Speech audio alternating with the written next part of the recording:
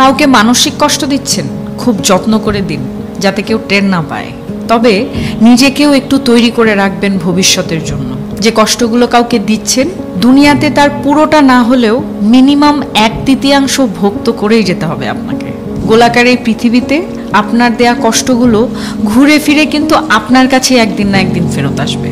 আপনি নিজেই আত্ম অনুশোচনায় ভুগতে ভুগতে একটা সময় শেষ করে দেবেন নিজেকে, যা হয়তো আপনার সো কল্ড ইগোর জন্য ওই মানুষটার কাছে ক্ষমাও চাইতে পারবেন না। আমাদের সবার মনে রাখা উচিত, মানুষের দীর্ঘশ্বাস খুব খারাপ হয়, সামনে এগোতে গেলে শেকলের মতো পা জড়িয়ে টেনে ধরে।